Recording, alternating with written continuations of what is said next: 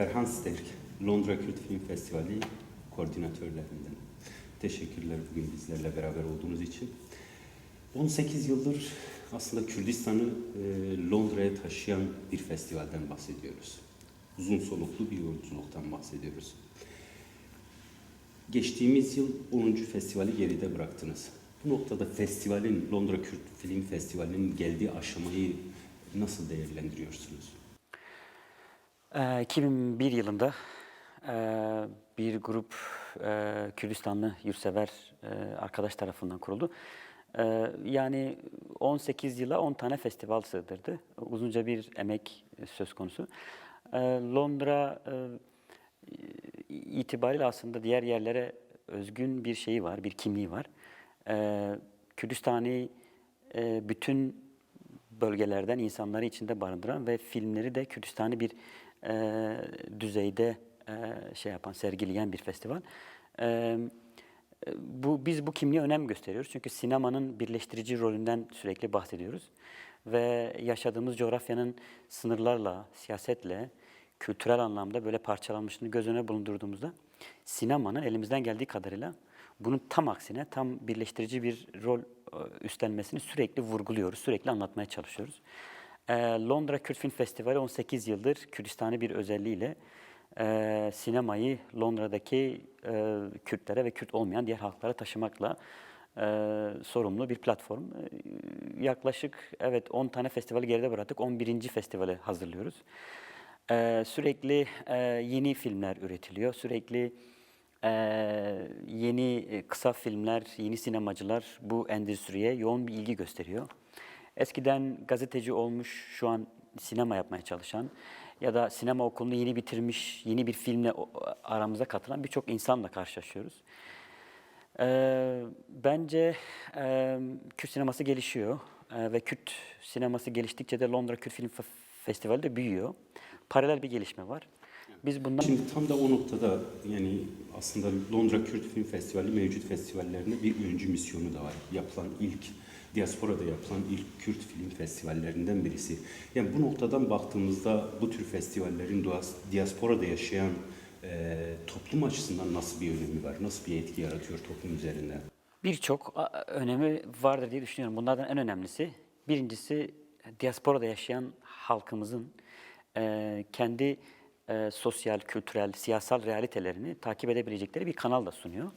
Ama bundan daha önemlisi, bence Kürt sinemasını, Kürt sineması üretiminde bulunan insanların filmlerini gösteremeyecekleri bir realiteyle karşı karşıyalar. Yani Kürdistan'da en büyük filmler, örneğin Kazım Öz'ün Zer filmi, Türkiye Kültür Bakanı tarafından desteklenmesinden sonra bir sansürle karşılaştı. Film gösterilemedi, birçok yeri bölündü falan ve filmler gösterilemiyor. Yani halka ulaşamıyor. Aslında izlemesi gereken halk izleyemiyor. Bizler de diasporadaki film festivalleri olarak daha ulusal bir vurgu yapıyoruz. Daha ulusal bir vurgu yapıyoruz ve o gösterilemeyen filmleri Kürtlere ve Kürt olmayan diğer toplumlara, burada özellikle İngilizlerin çok büyük bilgisi var. Bunlar izledikçe Kürtlerin yaşadığı realiteyi, gerçekte kim oldukları, hangi dili konuştukları, hangi hikayeyi paylaştıkları, nasıl bir edebiyata sahip olduklarını anlayabiliyorlar. Bu anlamda festival, yani sinema bu anlamda çok önemli bir araç. Festivalde bunun bir platformu. Ve bizim için, özellikle halkın içinde ben şunu fark ediyorum. Bizim toplum içerisinde sinema festivalleriyle beraber yani Kürdistan birçok bölgesinden insanlar geliyor. Ve bunlar o platformda aynı filmi ortak bir duyguyla izliyorlar. Bu inanılmaz bir duygu yoğunluğu yaratıyor insanlarda. Büyük bir ulusal motivasyon yaratıyor. Bu gerçekten çok önemli. Ve festival bunu, festivaller, Kürt film festivalleri genel olarak bu anlamda önemli bir pozisyona sahip diyebilirim. Yani bu noktada aslında sizi Kürt olmayan topluma dönük, özellikle İngiliz seyirciye dönük de bahsettiniz. Ama aynı zamanda Kürtler arası bir diyalog mekanizması görevi de görüyor. Mesela farklı parçalardan insanlar, farklı parçalardan filmleri izleyince oradaki yaşam tarzını, oradaki kültürü, o parçanın yaşadığı sorunları da görüyor. Yani bu noktada o Kürdistani kimliğin oluşmasına da bir katkısı oluyor. Bahsettiğiniz işte Kürtlerin yaşadığı acıları, sıkıntıları farklı toplumlara aktarmayla birlikte kendi toplumu içerisinde bir Kürdistani kimlik yaratma gibi bir misyonu da var gibi. Kesinlikle. Buna örnek vereyim. Örneğin Hiner Salem'in ismini hatırlayamayacağım ama daha güncel bir örnek. Mehmet Ali Konar'ın Havnan Beden filmi. O filmde özellikle hem Kırmançki hem de Kurmancı'yı bir araya getirmiş. Bir ailede hem Kurmançki hem de Kurmancı konuşulan bir şey yaratmış, bir realite yaratmış. Belki sokakta bu örneği görmek mümkün değil. Ama sinemada bunu işleyebiliyorsun, sanatsal bir estetikle işleyebiliyorsun. İnsanların bu zengin lehçeyi bir arada görmesi, buna şahit olması bir şekilde bazı duyguları tetikleyebiliyor. Evet, bu dil konuşuluyor, konuşulabilir. İki insan birbirini anlayabilir, farklı lehçeler de olsa. Ya büyük bir parçalanmışlık var. Yani sokak realitesine baktığımızda gerçekten yaşadığımız realiteden, siyasal, politik realiteden kaynaklı. Ama sinema bence bu anlamda daha özgün. Diğer alanlara göre daha böyle parçalanmamış, daha böyle birleştirici bir rolü var. Ve biz şunun mesajını veriyoruz sürekli. Biz zenginiz. Yani lehçelerimizle zenginiz. Kültürümüzle zenginiz. Yani bu farklılıklarımızı bir arada kullanabiliyoruz. Filmlerde bunu izleyince insanlar oturup bir düşünüyor. Yani evet diyor, bunu yaşayabiliriz. Biz de kullanabiliriz, biz de yapabiliriz diye sorgulayabiliyor kendisini. Biraz önce mevcut yani Kürt sinemasının içinde bulunduğu realiteden bahsettiniz. Yani diyelim Rojava'da, işte Bakur'da, bir yönüyle Rojava'da yılların getirdiği sıkıntılar var. Yani yapılan Kürt filmleri yeterince seyirciye ulaşmasında ciddi sıkıntılar var. Siz de buna bir nevi bahsettiniz. Yaşanan maddi sıkıntılar var. Yani hem bu noktadan baktığınızda biliyorum sinemacı değilsiniz ama yıllardır festivaller aracılığıyla bu sektörün içindesiniz aynı zamanda. Bu noktadan baktığınızda Kürt sinemasının yaşadığı sıkıntıları veya bulunduğu durumu ve özellikle bu tür festivallerin bu sorunlar üzerindeki etkisi veya bunlara yönelik bir çözüm olabiliyor mu, bir alternatif olabiliyor mu? Nasıl bir katkısı var? Bu tür festivallerin Kürt sinemasına nasıl bir katkısı var? Ee, Öncelikle bizim tabii yaşadığımız yani bu 21. yüzyılda Kürtler nerede yaşıyor, nasıl yaşıyor diye bir düşünüp şöyle geniş bir kontekste böyle bir düşündüğünde birçok halkın yani bir nüfusu 2 milyonluk halkın bile bir sanat ve kültür departmanı var. Yani küçük bir devleti var. Küçük bir koordinasyonu var. Bu konuda o fonların biriktiği ve desteğin eşit bir şekilde, düzeyli bir şekilde aktarıldığı. Kürtlerin bu anlamda yani sürekli kendi öz iradesine, kendi öz gücüne dayanan bir şeyi var, bir çabası var. Biz bunu görüyoruz. Herhangi bir kültürel etkinlikte, bir üründe, sanatsal bir çalışmada sürekli insanlar kendi öz gücüne dayanıyor.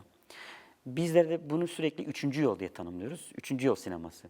Devletsiz toplumların sineması diye tanımlıyoruz. Ve bu anlamda Kürt sineması, sinema tarihinde yeni bir akım, yeni bir çığır. Evet, bizim devletimiz yok ama bu sinema yapmamıza engel değil. Bizim bir savaşımız var ama sinemayı durdurmuyoruz. İkisini beraber de yürütebiliriz. Bir taraftan savaşın bulunduğu kızgın çatışmaların olduğu bir dönemde hemen yanı başında 2 kilometre ileride bir sinema sahnesi kurulabiliyor. Ve bu anlamda insanlar bırakmıyor. Yani bu sinema üretimine engel değil. Aksine bu anlamda daha fazla teşvik edici bir rolü var. Yaşadığımız çelişkinin genel anlamda. Bizim festivallerin bu anlamda tabii yani sinema yapmış, daha ilk defa sinema katılan genç sinemacı arkadaşlara bir belgesel çekmiş önemli bir konu hakkında, örneğin diyelim Rojava'daki domlar hakkında, örneğin diyelim Rojava'daki kör bir terzi hakkında, örneğin Dicle'de bir çift aşkı anlatan bir film. Bunun gibi hikayeler sinema yoluyla anlatılabilir. Onlar filmlerini çekiyorlar ama şeyleri yok, platformları yok. Bunları pazara sunamıyorlar, ulaştıramıyorlar. Hani bırakın Kürt Film Festivali'ni, ya Uluslararası Film Festivali, Kürt Film Festivallerine ulaşmayan birçok film var. Yani gönül isterdi ki ulusal film festivallerine gitsin. Kürtler orada temsil edilsin ve bu düzeyde gerçekten iyi filmler var. Gerçekten iyi filmler var. Ama bu noktada bu tür festivallerin, Londra Kürt Film Festivali gibi festivallerin bu noktada bir aracı rolü oynayamaz mı? Yani mevcut Kürt filmlerinin uluslararası festivallere katılımı açısından. Evet, bu önemli bir konu. Bizim yani Londra Kürt Film Festivali olarak diğer festival organizatörü arkadaşlarla yürüttüğümüz de bir yani üzerinde çalıştığımız ve hazırlık yaptığımız bir konu. Yani bizler acaba bir ulusal sinema koordinasyonu oluşturabilir miyiz?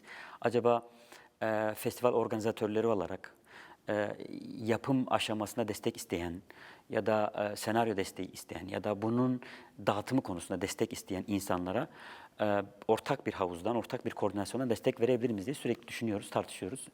Bu anlamda belki hani bir Kürt Ulusal Sinema Konferansı'nın yapılmasına yakın. Ne zaman olacağını bilmiyorum, nasıl olacağını bilmiyorum ama buna ciddi bir anlamda ihtiyaç var. Yani devletimiz yok ama devletsiz bunu yapabilecek bir potansiyelimiz var ve o aşamaya gelmiş durumda şu an. Yani şu an baktığımızda diasporada Londra Kürt Film Festivali dışında Hamburg Film Festivali, Berlin Mitos yapım öncülüğünde Berlin Kürt Film Festivali, onun dışında dördüncüsü organize edilecek olan Barcelona Kürt Film Festivali, onun dışında Lisbon'da yapılan küçük bir organizatör var ve ilki yapılan Paris Kürt Film Festivali var. Bize Rio de Janeiro'da Kürt Film Festivali yapılabilir mi diye talepler geliyor. Polonya'da yapılabilir mi gibi istekler geliyor.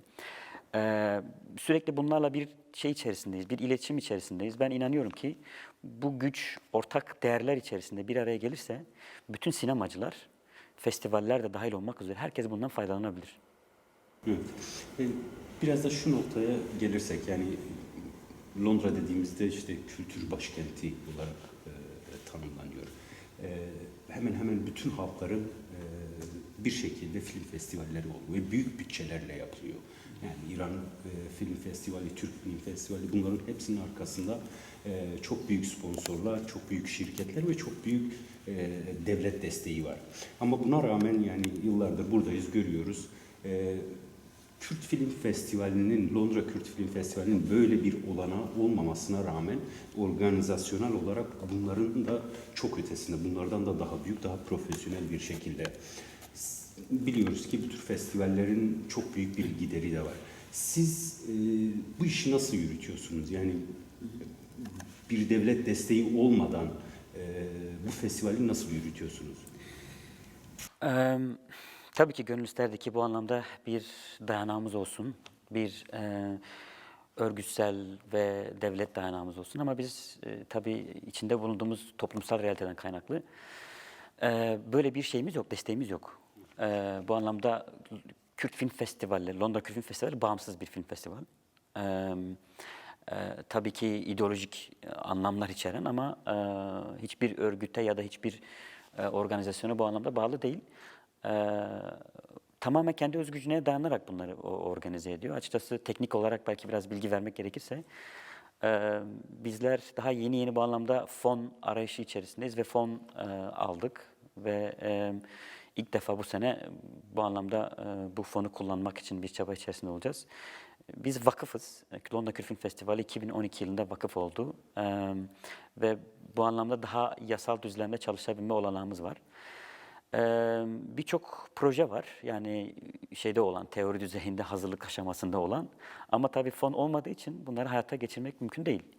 Böyle bir şey mümkün değil ve bizler lokal düzeyde iş adamları, bazı dernekler, bazı iş adamları onların sponsorluğu üzerinden böyle bir çalışma içerisindeyiz.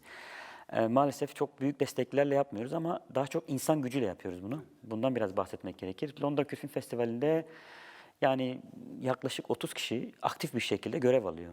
Her insan kendi alanında profesyonel. Film yönetmeni var, yapımcı var, yazar var, mühendis var. Farklı alanlarda insanlar bir araya gelmiş. Aynı değerler ve aynı amaçlar içerisinde.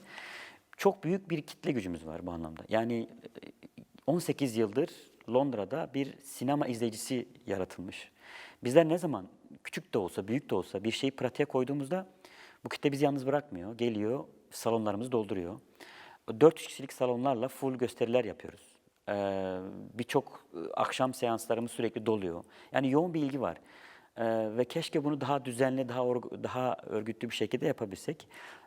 Buna ilişkin hazırlıklarımız var. Dediğim gibi vakıf olduktan sonra işlerimiz daha kolay olacak. Ve bunun dışında sadece Londra Kültür Film Festivali değil, diğer festival organizatörleriyle beraber kuracağımız yakın ilişki de bu anlamda bize bir güç katacaktır diye düşünüyorum. Herkes gönüllü çalışıyor ve bence en büyük gücü de buradan alıyoruz.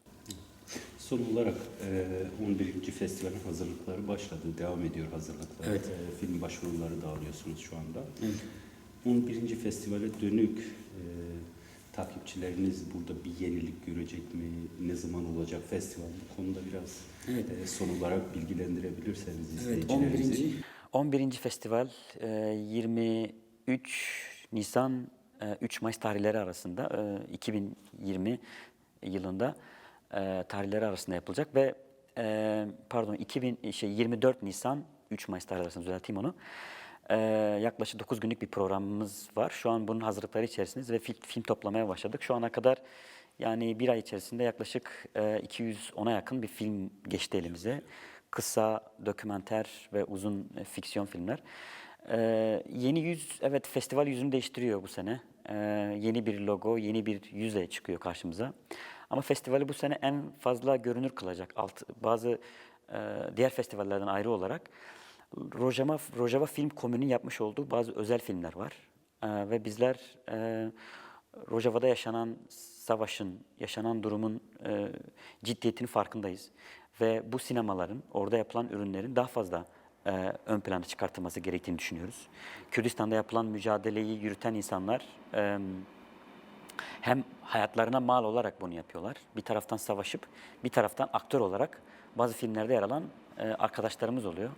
Yakın zamanda bu anlamda yani bu vesileyle Rubar arkadaşı da anmak istiyorum. Evet, evet. O bir gerilla savaşçısı olarak ana aktör rolünde yer aldı ama savaşına da devam etti. Bir taraftan kamera karşısında, bir taraftan silahını alıp hayatına devam edebildi. Onu anmak istiyorum. Saygısı önünde eğiliyorum ve umarım o film hak ettiği değeri bulacaktır diye düşünüyorum. Jiyana Azat, evet bu anlamda en önemli filmlerden bir tanesi. Umarım bu anlamda programımıza girer ve buradaki izleyiciler de onunla bu filmle buluşurlar. İnsanlar çok ciddi merak ediyor bu filmi. Berfin filmini merak ediyor. Bunun dışında Rojava Film Komünü'nün yapmış olduğu çok büyük kısa filmler var. Çok ciddi kısa filmler var ve bunlar daha çok herhalde ön plana gelecektir diye düşünüyorum. Hüseyin Tabak bir Almanya'da yaşayan bir Kürt yönetmen olarak yapmış olduğu film çok dikkat çekti.